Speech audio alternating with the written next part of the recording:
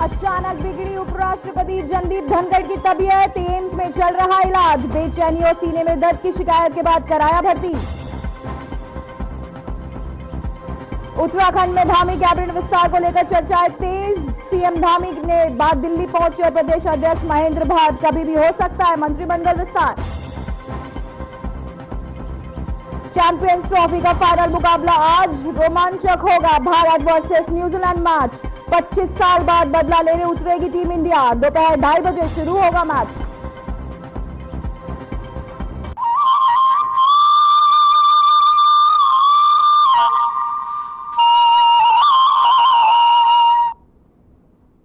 नमस्कार, मैं हूं पूजा सिंह और आप देख रहे हैं आर्यन टीवी। चलिए रुक करते हैं आज की कुछ खास बड़ी खबरों का।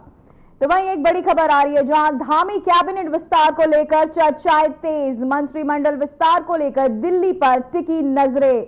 उत्तराखंड प्रभारी दुष्यंत गौतम का बड़ा बयान। केंद्र से हरी झंडी मिलते ही होगा मंत्रिमंडल विस्तार। सीएम धामी उत्तराखंड वापस लौटे। दिल्ली दौरे पर बीजेपी प्रदेश अध्यक्ष महेंद्र भट्ट। कैबिनेट मंत्री प्रेमचंद अग्रवाल को मिली नई जिम्मेदारी। तो वहीं आपको बताते चले, कैबिनेट मंत्री प्रेमचंद अग्रवाल को मिली नई जिम्मेदारी।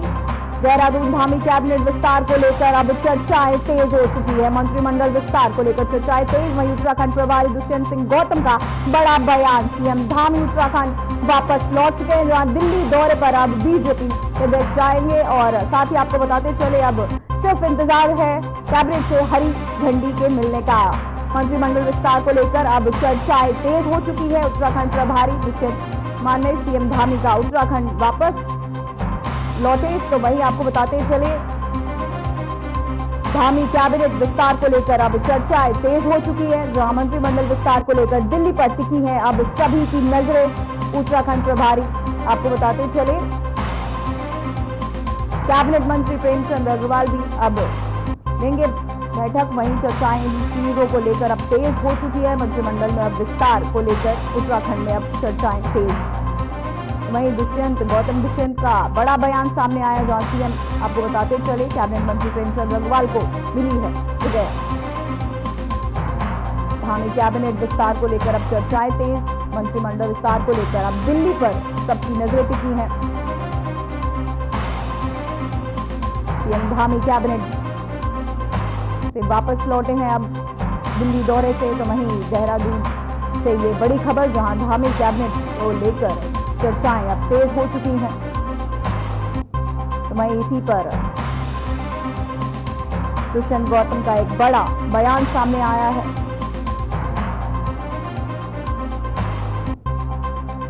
धामी कैबिनेट के विस्तार को लेकर अब चर्चाएं तेज हो चुकी हैं।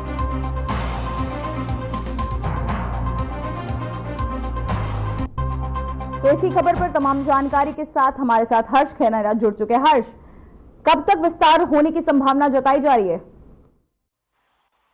देखिए, जिस तरह से धामी कैबिनेट की विस्तार को लेकर के जो चर्चाएं चल रही हैं, हालांकि इसका भी पूर्ण तरह से विराम नहीं लगा है। तमाम जगहों पर चर्चाएं की जा रही हैं। मुख्यमंत्री अभी कुछ दिन पहले ही दिल्ली दौरे देते हैं और दिल्ली में कई नेताओं से उनकी मुलाकात हुई और साथ ही साथ संगठन के पदाधिकारियों के साथ भी उनकी मुलाकात हुई। अब ये माना जा रहा है कि जैसे मुख्यमंत्री वापस देहरादून पहुंचे हैं, उसके बाद जो प्रदेश अध्यक्ष हैं बीजेपी के महेंद्र भट्ट, उनका दिल्ली रवानगी है। अब कहीं कहीं सभी चीजों को लेकर के ये माना जाता है कि बहुत जल्दी इसमें कार्य करना हो चुके हैं। हालांकि मुख्यमंत्री ने स्पष्ट नहीं किया, उनसे पूछा गया था कि दिल्ली जब उनसे दिल्ली दौरा था तो उस दौरान क्या मंत्रिमंडल विस्तार को लेकर के कुछ चर्चाएं हुई हैं, लेकिन हालांकि उन्हें कोई प्रतिक्रिया नहीं दी है। लेकिन जिस तरह से मंत्रिमंडल विस्तार को लेकर के अब दिल्ली पर सबकी नजरें टिकी हुई हैं, जब तक फाइनल रिपोर्ट नहीं आ जाती तब तक इसको कहना गलत होता। लेकिन बहरहाल ये माना जा रहा है, चाहे वो उत्तराखंड के जो प्रदेश प्रभारी हैं दुष्यंत गौतम, उनको उनसे मुलाकात हो, इसके अलावा मुख्यमंत्री का दिल्ली जाना हो, महेंद्र भट्ट का दिल्ली जाना हो, तो ये माना जा रहा है कि कहीं कि जो मंत्रिमंडल में फेरबदल की जो चर्चा है उसमें चाहे वो प्रेमचंद अग्रवाल हो, चाहे दो अन्य मंत्री हों, ये बताया जा रहा है कि 3 मंत्रियों की छुट्टी हो सकती है और बाकी 5 लोगों को जो 5 नए चेहरे उनको जगह मिल सकती है। देखना ये होगा कि तब तक चीजें तो पूरी तरह से ध्यान रखता है कब तक ये मंत्रिमंडल गठन है वो तो भाई हर्ष, अब बीजेपी प्रदेश अध्यक्ष भी दिल्ली दौरे पर है, क्या कुछ और नई बातें सामने आ सकती है? कि मैंने बताया जैसे कि अभी मुख्यमंत्री दिल्ली दौरे पे थे और दिल्ली में तमाम लेखकों से उनकी मुलाकात हुई है, केंद्रीय मंत्रियों से उनकी मुलाकात हुई है, गृह मंत्री से उनकी मुलाकात हुई है, साथ ही जो संगठन के पदाधिकारी हैं उनसे भी मुलाकात हुई है। और उनके देहरादून वापसी के बाद दिल्ली दौरे पर रवाना हुए हैं महेंद्र भट्ट, और ये माना जा रहा है कि महेंद्र भट्ट भी तमाम देश के नेतृत्व है उनसे मुलाकात कर सकते हैं, क्योंकि अब महेंद्र भट्ट का भी जो कार्यकाल है वो पूरा हो चुका है। तो ये बताया जा रहा है कि प्रदेश अध्यक्ष की जो नियुक्ति है उस पर भी चर्चा की जा सकती है। इसके अलावा जो बाकी जो अभी जो जिले के जो अध्यक्ष हैं उनसे भी चर्चाएं होनी है, उन पर भी नियुक्तियां होनी है। तो इसको इस तरफ भी काम किया जा रहा है। दूसरी तरफ तो मंत्रिमंडल विस्तार को लेकर के भी चर्चा की जा रही है कि अब महेंद्र भट्ट भी दिल्ली में पहुंचे हैं, तो जाहिर सी बात है कि तमाम लोगों से उनकी मुलाकात होगी, तमाम जो संगठन के पदाधिकारी हैं उनसे उनकी मुलाकात होगी, और वित्त मंत्री किसे दिया जाए किसे ना दिया जाए इस पर भी चर्चा की जाएगी। जी हर्ष, कैबिनेट मंत्री प्रेमचंद अग्रवाल को भी नई जिम्मेदारी मिली है, इस पर आप कुछ प्रकाश डालें। देखिए, जिस तरह से उत्तराखंड की बात है तो वरिष्ठ नेता है बीजेपी में मंत्री प्रेमचंद अग्रवाल, और जिस तरह से अभी चाहे वो संसदीय कार्य मंत्री का जिम्मेदारी हो, चाहे वित्त मंत्री की जिम्मेदारी हो, चाहे विकास की जिम्मेदारी उनके पास है। अभी उनको नया मौका दिया गया है। जिस तरह से तमाम जगह से अगर बात करें तो कहीं न कहीं इस पर ये बताया जा रहा है कि अब ये चर्चा की जा रही है कि मंत्री प्रेमचंद अग्रवाल को हटाया जा सकता है। पूरे समूचे उत्तराखंड से इस तरह की बातें सामने आ रही थी कि उनको हटाए जाने की मांग लगातार हो रही थी। अब ये देखना होगा कि क्या उनको वाकई में मंत्रिमंडल से हटाने के लिए उनको नई जिम्मेदारी दी गई है या फिर उनको यथावत रखा जाएगा। ये बहरहाल इस पर विकसित कहना भी गलत होगा। जी, बहुत बहुत धन्यवाद हर्ष आपकी तमाम जानकारी के लिए। तो वहीं आपको बताते चले, सीएम धामी का उत्तराखंड वापस लौट चुके हैं, जहां कैबिनेट में मंत्रिमंडल के विस्तार को लेकर अब देहरादून में चर्चाएं तेज हो चुकी हैं। उत्तराखंड प्रभारी दुष्यंत गौतम का बड़ा बयान सामने आया, जहां सीएम धामी उत्तराखंड अब वापस लौट चुके हैं। कैबिनेट मंत्री प्रेमचंद अग्रवाल को भी नई जगह मिली है।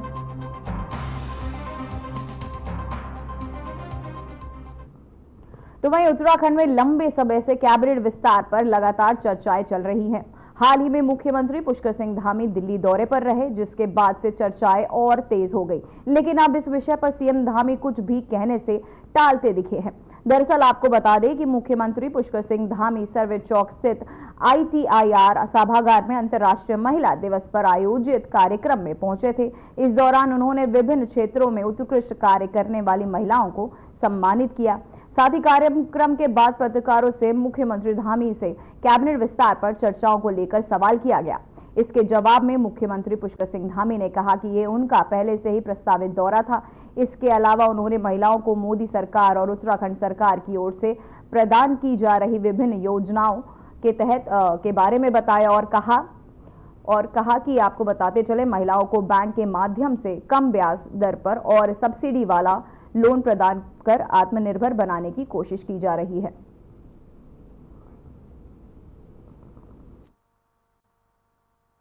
वो पहले से मेरा तय दौरा था, कोई नया दौरा नहीं है। अब आप लोगों के लिए हो सकता है नया कुछ हो तो आप लोग बता दीजिए, लेकिन मैं तो सामान्य स्थिति में गया था।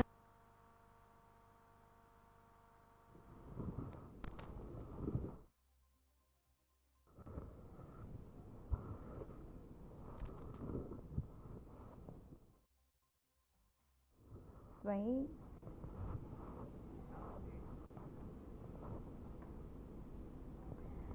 सीएम पुष्कर सिंह धामी ने शनिवार को मुख्यमंत्री आवास परिसर में लगाए गए विभिन्न प्रजातियों के फूलों का अवलोकन किया। साथ ही उन्होंने ट्यूलिप प्रजाति के पुष्पों का भी अवलोकन किया। कुछ दिन पहले सीएम ने स्वयं ट्यूलिप बल्ब का रोपण किया था। सीएम ने कहा, राज्य की सरकार बागबानी को निरंतर बढ़ावा दे रही है। राज्य में फूलों की खेती को भी बढ़ावा दिया जा रहा है। उन्होंने कहा कि कृषक ट्यूलिप प्रजाति के फूलों की बड़े पैमाने पर खेती कर रहे हैं, जिससे उसकी आय बढ़ती है। आपको बताते चले इन फूलों के डिमांड पूरे देश में है। उन्होंने कहा कि राज्य में फूलों की खेती के आधार पर संभावना है कि जिस पर राज्य सरकार निरंतर काम कर रही है।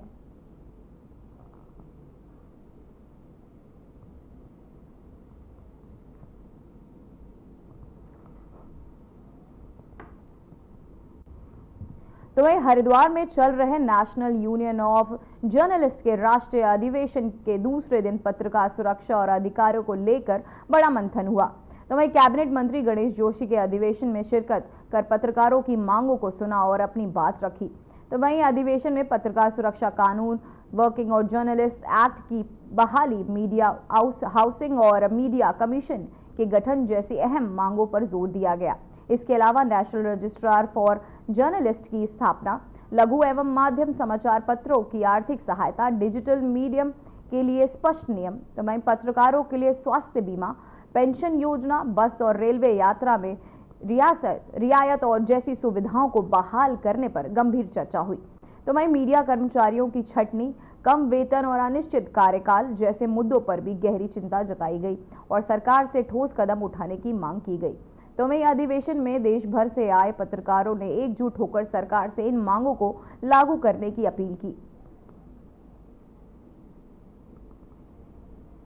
वहीं आपको बताते चले पत्रकार सुरक्षा पर हुई बातचीत, जहां नेशनल यूनियन ऑफ जर्नलिस्ट अधिवेशन पत्रकारों के साथ कैबिनेट मंत्री हुए थे शामिल, जहां उन्होंने पत्रकारों की मांगों को सुना। साथ ही आपको बताते चले पत्रकार सुरक्षा और अधिकारों पर बात की गई, जहां नेशनल यूनियन ऑफ जर्नलिस्ट अधिवेशन रखा गया। तो वहीं रुड़की के मंगलौर देवबंद रोड पर स्थित पनीर की एक फैक्ट्री पर खाद्य सुरक्षा विभाग की टीम ने छापेमारी कर लगभग 1 कुंटल पनीर बरामद किया है। अधिकारियों के तहत पनीर का सैंपल भी भरा गया है। इस मौके पर खाद्य सुरक्षा अधिकारी MN जोशी, योगेंद्र भिष्ट, दिलीप सिंह और डॉक्टर RK सिंह टीम मौजूद रहे। वहीं खाद्य सुरक्षा अधिकारी MN जोशी ने बताया कि होली के मद्देनजर CM पुष्कर सिंह धामी के आदेशों के बाद जगह जगह छापेमारी कार्यवाही की जा रही है, जिसके मद्देनजर मंगलौर देवबंद मार्ग पर एक फैक्ट्री पर छापेमारी कर रिफाइनमेंट केमिकल और अन्य सामग्री बरामद की गई। तो वहीं रिफाइंड केमिकल और अन्य सामग्री भी छापेमारी के दौरान बरामद की गई। साथ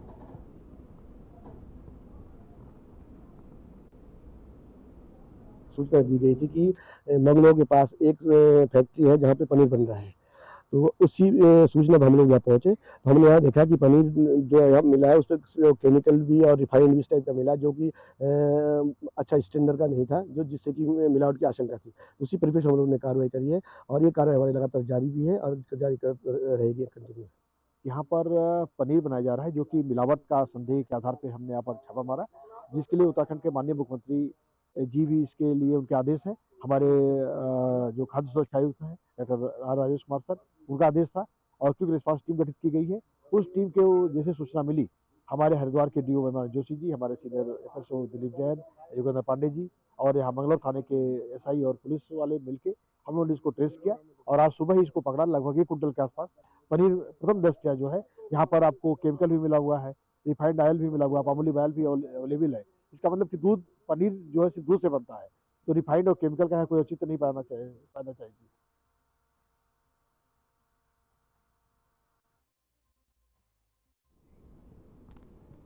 तो वहीं एक बड़ी खबर सामने आ रही है, जहां आज कांग्रेस भवन में चर्चा करेंगे कांग्रेसी। मेरा वोट मेरा अधिकार अभियान पर होगी चर्चा। युवा कांग्रेस NSUI की होगी महत्वपूर्ण बैठक में CWC सदस्य होंगे शामिल। कांग्रेस अध्यक्ष के सलाहकार भी लेंगे हिस्सा। प्रदेश अध्यक्ष संघ नेता प्रतिपक्ष होंगे शामिल। तो वहीं एक बड़ी खबर सामने आ रही है, जहां प्रदेश अध्यक्ष संघ नेता प्रतिपक्ष शामिल होंगे। वहीं एक बैठक कांग्रेसी जहां बैठक में होंगे शामिल। आज कांग्रेस भवन में चर्चा करेंगे कांग्रेसी। मेरा वोट मेरा अधिकार अधिनियम पर ये चर्चा होगी, जहां युवा कांग्रेस NSUI को लेकर ये चर्चाएं तेज। आपको बताते चले बड़ी खबर, जहां देहरादून से आ रही एक बड़ी खबर, जहां आज कांग्रेस करेंगे चर्चा।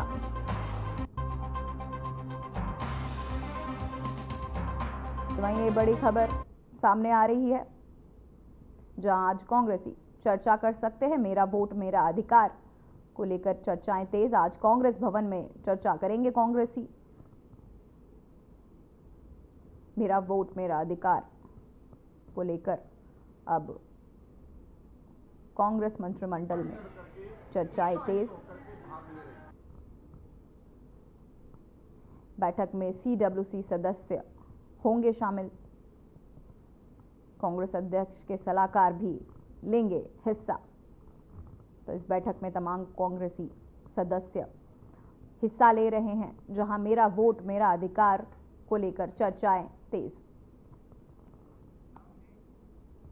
तो वहीं बड़ी खबर देहरादून से आ रही है, जहां पुलिस भर्ती परिणाम पर हाई कोर्ट ने लगाई रोक। 2000 पदों पर चल रही है पुलिस की भर्ती प्रक्रिया। वहीं आयु सीमा में छूट के लिए दायर की गई याचिका बिना अनुमति परिणाम जारी करने पर लगाई रोक। एससी ने कहा राज्य सरकार भर्ती प्रक्रिया रखे जारी। मामले की अगली सुनवाई 25 मार्च को होगी। तो वहीं आपको बताते चले देहरादून से बड़ी खबर, जहां पुलिस भर्ती को लेकर चर्चाएं तेज। परिणाम पर पुलिस भर्ती के परिणाम पर अब हाईकोर्ट लगाएगी मोहर। वहीं 2000 पदों पर चल रही थी ये, तो जहां आपको बताते चले बिना अनुमति वहीं बताते चले मामले की अगली सुनवाई 25 मार्च को होगी। एचसी ने कहा राज्य सरकार की प्रक्रिया रखी गई, बिना अनुमति परिणाम जारी करने पर लगाया है रोक। आयु सीमा में छूट के लिए दायर की गई थी याचिका। 2000 पदों पर चल रही है पुलिस की भर्ती प्रक्रिया। पुलिस भर्ती परिणाम पर हाईकोर्ट ने लगाई रोक। देहरादून से बड़ी खबर, जहां पुलिस भर्ती परिणाम पर हाईकोर्ट ने लगाई रोक। 2000 पदों पर चल रही है पुलिस भर्ती प्रक्रिया। तो इसी खबर में तमाम जानकारी के साथ हर्ष खनेरा हमारे साथ जुड़ चुके हैं। हर्ष, क्या फैसला लगा रही है हाईकोर्ट? पुलिस की जो भर्ती है उसके परिणाम पर रोक लगाई गई है। हालांकि जो चयन प्रक्रिया है वो यथावत रहने के लिए हाईकोर्ट की तरफ से कहा गया है। अभी प्रदेश की अगर बात करें तो लगभग 2000 पदों पर पुलिस भर्ती प्रक्रिया जो है वो चल रही है। आयु सीमा की में छूट दिए जाने के मामले को लेकर के याचिका दायर की गई थी, जिसकी सुनवाई के बाद हाईकोर्ट के निर्देश दिए गए हैं कि बिना अनुमति के परिणाम जारी करने पर रोक लगाई गई है। और साथ ही साथ ये भी कहा गया है कि राज्य सरकार भर्ती प्रक्रिया जो है वो यथावत रखे, उसे जारी रखें और उसके बाद जो परिणाम होगा उसे अनुमति के बाद ही परिणाम घोषित किया जाएगा। लेकिन अभी की अगर बात करें तो प्रदेश में तमाम लोगों पर पुलिस कांस्टेबल की जो भर्ती है वो चल रही है और इसकी जो मामले की जो सुनवाई होगी 25 मार्च को होगी और उसके सुनवाई के दौरान ही जो चीजें हैं वो तय होंगी। एचसी ने कहा राज्य सरकार भर्ती प्रक्रिया पर रखे जारी। तो ये इस जवाब के बाद क्या प्रतिक्रिया आई है लोगों की? देखिए इस पूरे मामले को लेकर के सचिव जो है और पुलिस महानिदेशक को वीडियो कॉन्फ्रेंस से जुड़ना होगा और हाईकोर्ट में जिस दिन इसमें सुनवाई करेगा उस दिन जो यानी कि 25 तारीख की बात है तो 25 तारीख को वीडियो कॉन्फ्रेंसिंग के जरिए पुलिस महानिदेशक भी और गृह सचिव भी इसमें इस सुनवाई में रहेंगे। और हालांकि अभी तक जो 2000 भर्तियां हैं वो निरंतर जारी रहने के लिए कहा गया है। लगातार इसकी भर्ती प्रक्रिया जो है वो चल रही है। देहरादून के अलावा अलग अलग जगहों पर भी भर्ती जारी है। बहुत बहुत धन्यवाद हर्ष। तो वहीं आगामी होली और ईद के त्योहारों को शांतिपूर्ण और सौहार्दपूर्ण वातावरण में संपन्न कराने के उद्देश्य से सिडकुल थाना परिसर में एक अहम बैठक हुई। बैठक की अध्यक्षता थाना प्रदेश अध्यक्ष मनोहर सिंह भंडारी ने की, जिसमें स्थानीय गणमान्य व्यक्तियों, समाजसेवियों और पुलिस प्रशासन के अधिकारियों ने भाग लिया।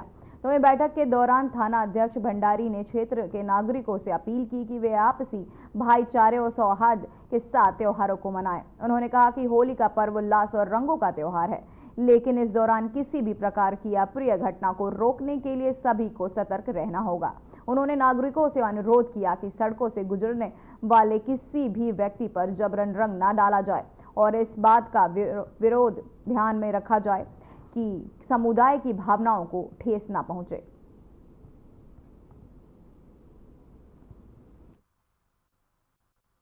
आपको पता है कि होली नज़दीक है और इधर रमज़ान का कार्यक्रम भी चल रहा है ना, तो इसलिए इन चीज़ों को मद्देनजर देखते हुए तो थानाध्यक्ष महोदय ने जो आज बैठक ली है कि गांव के अंदर शांति व्यवस्था बनी रहे और कोई दंगा फसाद करता है तो उसकी सूचना थाना प्रभारी को दी जाए, ऐसे संबंधित जो क्षेत्रीय अधिकारी रहेगा है ना उसको दी जाए, जिससे गांव के अंदर दंगा फसाद ना हो और गांव के अंदर शांति व्यवस्था बने और सभी होली का पर्व हो चाहे रमजान का त्यौहार चल रहा हो वो सबको शांति व्यवस्था भाईचारे की नज़र से देख के हम दोनों को सबको मिलकर साथ मनाना है। आज भारत और न्यूजीलैंड के बीच चैंपियंस ट्रॉफी 2025 का फाइनल कुछ ही देर में शुरू होने वाला है, जिसमें भारत की जीत के लिए पूरे भारतवर्ष में क्रिकेट प्रेमी अपनी अपनी ओर से भगवान से भारत की जीत की प्रार्थना कर रहे हैं। तो वहीं धर्मनगरी हरिद्वार में भी संतों द्वारा गरीब दासी आश्रम में भगवान भोलेनाथ का रुद्राभिषेक कर चैंपियंस ट्रॉफी में भारत की जीत की कामना की गई। इस अवसर पर गरीब दासी आश्रम के परमाध्यक्ष महंत रविदास शास्त्री का कहना था कि भारत में क्रिकेट को लेकर हर किसी में जुनून रहता है, इसलिए आज भारत की जीत के लिए संतों के तहत भगवान भोले का अभिषेक किया जा रहा है।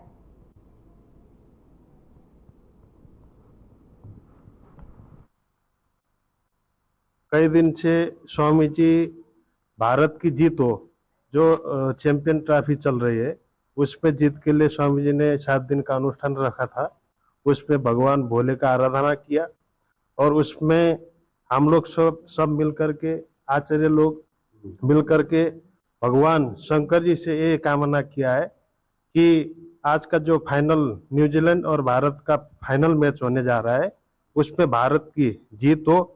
इस जीत से हम पूरे भारतवासियों की एक उत्साह उमंग बढ़ेगी और हम लोगों ने माँ भागीरथी गंगा से भी कल प्रार्थना किया था कि भारत का जीत निश्चित रूप से हो।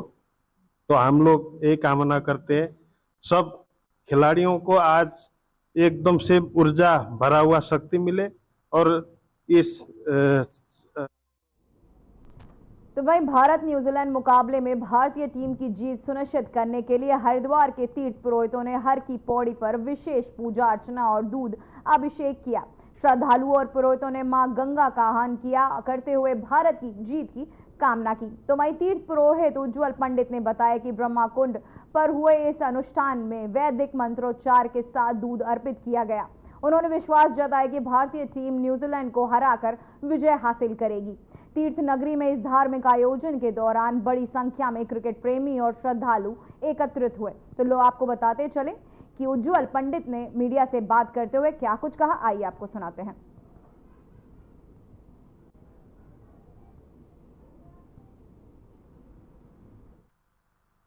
आज भारतीय क्रिकेट टीम की जिस प्रकार से जीत के लिए हम लोग सब लोग यहाँ संकल्पबद्ध है, भगवती गंगा जी के पावन तट पर हमने आज दुग्धाभिषेक किया।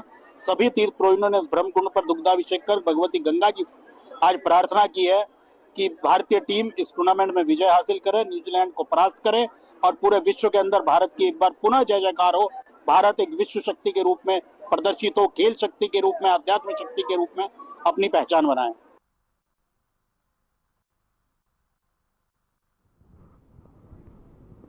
तो वह एक बड़ी खबर सामने आ रही है, जहां नए मुख्य सचिव को लेकर सुगबुगाहट अब तेज हो चुकी है। इस महीने खत्म होगा राधा रतूड़ी का कार्यकाल, शीर्ष पर है आपको बता दें बैच IAS अधिकारी आनंद वर्धन। वहीं आनंद वर्धन का केंद्र में हो चुका है इम्पैनलमेंट। वहीं RK सुधांशु का नाम भी सूची में शामिल।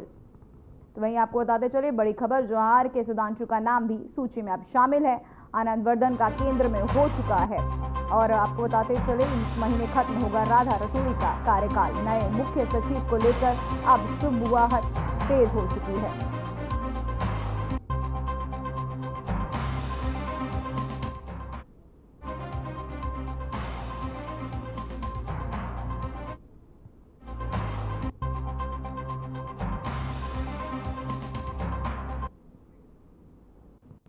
तो वहीं हरिद्वार के ऋषिकुल आयुर्वेदिक कॉलेज में रोजा इफ्तारी पार्टी पर होने पर हंगामा मच गया।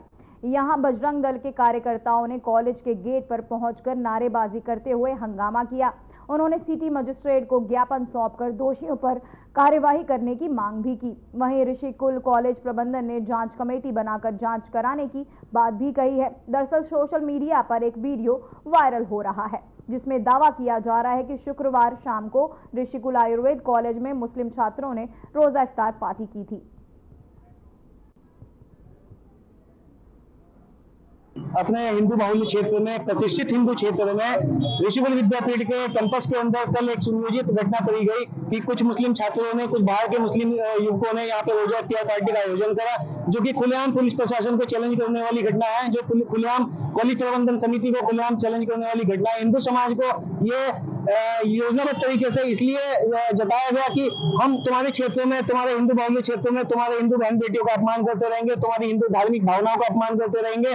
और इसका कड़ा विरोध करने आज बजरंग दल ऋषिकुल विद्यापीठ के बाहर पहुंचा है। पुलिस प्रशासन को 3 दिन का समय देकर अपनी लिखित शिकायत के आधार पर और कॉलेज प्रबंधन समिति को 3 दिन का समय देकर हमने अपनी कड़ी कार्रवाई की मांग करी है। हिंदू समाज के हित में अगर कोई कड़ी कार्रवाई पुलिस प्रशासन या कॉलेज प्रबंधन समिति नहीं करती, उक्त संलिप्त युवकों को अगर इन्वेस्टिगेट नहीं किया जाता, तो बजरंग दल अपनी पूरी ताकत के साथ कॉलेज प्रबंधन समिति को भी दिखाएगा कि इस्लामिक जिहाद और इस्लामीकरण करने वाली मानसिकता को सूचना दी गई चौकीदार के द्वारा, जो चौकीदार रहता है शाम को 6 बजे कि कुछ बच्चे यहाँ गैदरिंग कर रहे हैं खाने पीने का सामान लेके।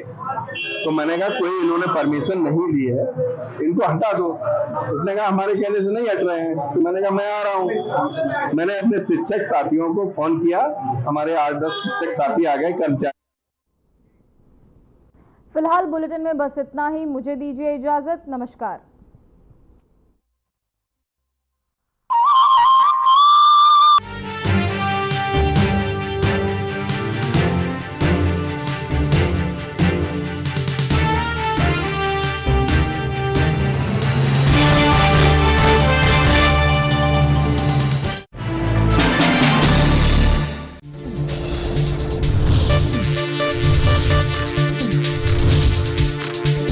साधना इंस्टीट्यूट के छात्र हर साल नए नए जगहों पर, नए नए संस्थानों पर काम करने के लिए जाते हैं, उन्हें प्लेसमेंट मिलता है और साथ ही साथ वो संस्थानों का और साधना इंस्टीट्यूट का नाम भी रोशन करते हैं। तो अगर आप इलेक्ट्रॉनिक मीडिया, मास कम्युनिकेशन में अपना करियर बनाना चाहते हैं तो साधना इंस्टीट्यूट आपके लिए एक सबसे बढ़िया विकल्प है।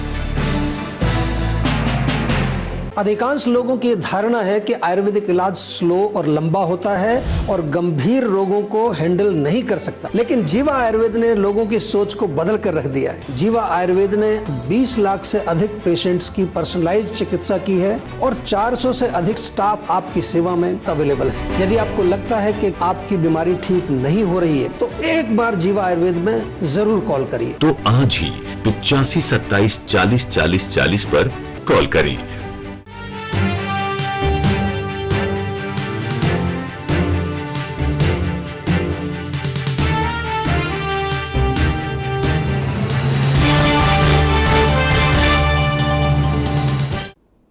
नमस्कार, बहुत स्वागत है आप सभी का। मैं हूं आपके साथ ज्योति यादव। चलिए बुलेटिन की शुरुआत करेंगे। हरियाणा के मुख्यमंत्री नायब सिंह सैनी ने पंचकुला के सेक्टर 5 स्थित टाउन पार्क में विधिवत रूप से 27वें बसंत उत्सव का शुभारंभ किया।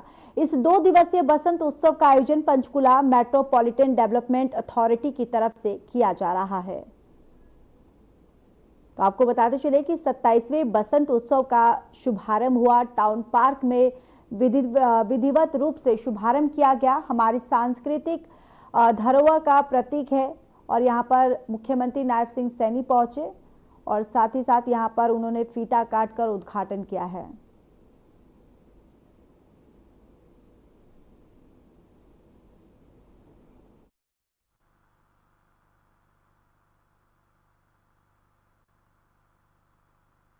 मुझे खुशी है कि भारत दुनिया का ऐसा देश है जिसमें अनेक ऋतुएं हैं। हर ऋतु का अपना महत्व है। हर ऋतु के आगमन पर कोई न कोई उत्सव और पर्व मनाया जाता है। आज हम यहां बसंत उत्सव की धूमधाम से हम मना रहे हैं। यह उत्सव केवल एक मौसम परिवर्तन का पर्व नहीं है, बल्कि यह हमारी